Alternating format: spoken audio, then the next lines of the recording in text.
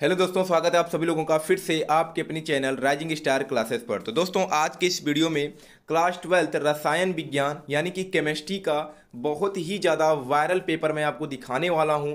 और ये जो पेपर है जीसी कोड का पेपर है, ठीक है। तो अगर आपके यहाँ जीसी कोड का पेपर आता है तो वीडियो को पूरा देखिएगा। अगर आप लोगों का कल केमिस्ट्री का एग्जाम है या कल के बाद कभी भी है तो इस पेपर को हल करके जाइएगा। कई सारे क्वेश्चन डायरेक्ट आपको पेपर में दिख जाएंगे।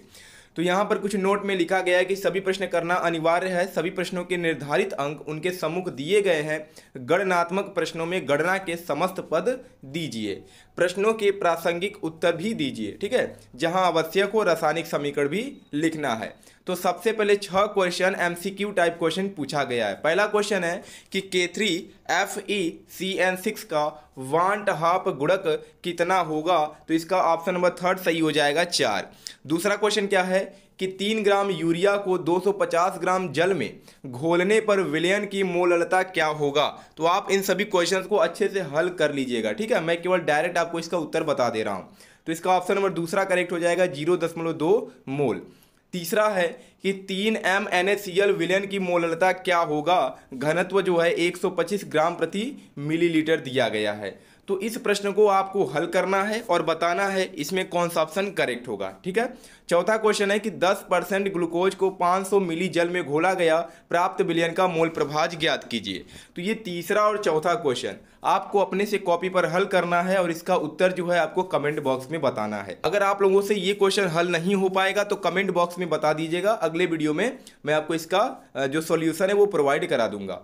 फिर पांचवा क्वेश्चन क्या है कि Br- के जलीय विलयन में निम्न में से कौन कौन Br2 को विस्थापित करेगा। पहला ऑप्शन है Cl, दूसरा है Cl2, तीसरा है I2 और चौथा ऑप्शन है I3।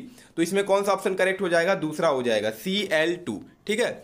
फिर 6 नंबर क्वेश्चन है कि फिनॉल C6H5OH का अणुभार कितना होता है। तो अगर आप इसका अणुभार निकालेंगे तो वो कितना आ जाएगा, तो 94 आ जाएगा। तो चौथा ऑप्शन करेक्ट होगा। फिर दूसरे में, ठीक है, 7 से 8 क्वेश्चन पूछा गया है और प्रत्येक प्रश्न 2 अंक का है। पहला क्वेश्चन है कि भार प्रतिशत मोलरता किसे कहते हैं।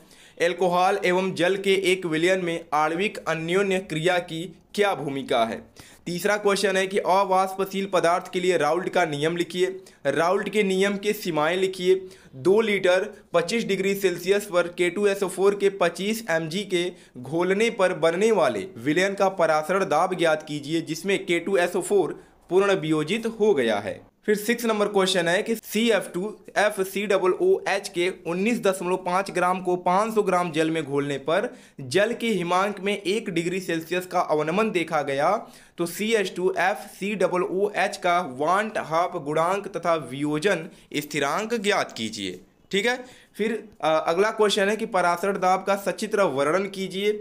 95% एथेनॉल को जल में घोला गया एथेनॉल तथा जल के मोल प्रभाज की गणना कीजिए, ठीक है। फिर तीसरे में भी क्वेश्चन पूछे गए हैं। तीसरे में 4 क्वेश्चन है, प्रत्येक प्रश्न 2 अंक का है। पहला क्वेश्चन है कि 24 ग्राम CH4 में CH4 के अणुओं की संख्या ज्ञात कीजिए। दूसरा क्वेश्चन है कि विकर्ण संबंध से आप क्या समझते हैं, उपयुक्त उदाहरण द्वारा समझाइए। फिर हाइजेन वर्ग के अनिश्चितता के सिद्धांत का वर्णन कीजिए। और चौथा क्वेश्चन क्या है कि परमाणु क्रमांक 24 एवं 29 वाले तत्व का इलेक्ट्रॉनिक विन्यास लिखिए एवं तत्वों के नाम भी बताइए। फिर चौथे में पहला क्वेश्चन है, इसमें 3 क्वेश्चन दिया गया। पहला है कि नर्स समीकरण को सिद्ध कीजिए। दूसरा क्वेश्चन है संचारण किसे कहते हैं, उदाहरण दीजिए। और तीसरा है मोलर चालकता का मात्रक लिखिए। फिर दूसरे में भी 2 से 3 क्वेश्चन पूछा गया है। पहला है कि सीसा संचायक सेल का सचित्र वर्णन कीजिए। दूसरा है निम्नलिखित के अपचयन में कितने की आवेश की आवश्यकता होगी। फिर ग नंबर में भी 2 क्वेश्चन है, ठीक है। वैसे ही घ में भी 2 क्वेश्चन दिया गया है। फिर 5वें का पहला क्वेश्चन है कि सिद्ध कीजिए कि प्रथम कोटि की अभिक्रिया 99% पूर्ण करने में लगा समय उसी अभिक्रिया को 90% पूर्ण करने में लगे समय का 2 गुना होता है। दूसरा क्वेश्चन है कि जब ताप परिवर्तन 293 केल्विन से 313 केल्विन तो अभिक्रिया का वेग 4 गुना हो जाता है। अभिक्रिया के लिए सक्रियण ऊर्जा का मान ज्ञात कीजिए।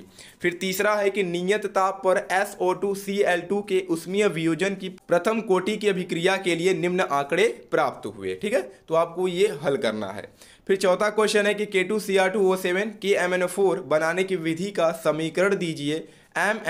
डबल पॉजिटिव का चुंबकीय आघूर्ण क्या होगा। 4 नंबर का क्वेश्चन है। फिर 6 नंबर में भी क्वेश्चन दिए गए हैं। पहला क्वेश्चन है कि लेंथेनाइड तथा एक्टिनाइड तत्वों को इलेक्ट्रॉनिक विन्यास लिखिए। लेंथेनाइड संकुचन किसे कहते हैं।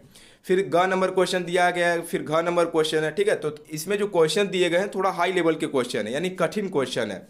देखिए ग नंबर क्वेश्चन क्या है कि 61,91,101,109 का इलेक्ट्रॉनिक विन्यास लिखिए। संक्रमण तत्वों की कण एंथैल्पी का मान उच्च होता है, तो ऐसा क्यों होता है। तो ये पेपर जो है जीसी कोड का पेपर है, थोड़ा सा कठिन आया है। ठीक है, लेकिन आप लोग अगर अच्छे से पढ़े हैं तो आपको ज़्यादातर क्वेश्चन आ रहे होंगे। और अगर आपके यहाँ जीसी कोड का पेपर होता है तो पूरे पेपर को अच्छे से सॉल्व करके ही जाइएगा। ठीक है, तो चलिए मिलते हैं नेक्स्ट वीडियो में एक नए टॉपिक के साथ। तब तक के लिए धन्यवाद।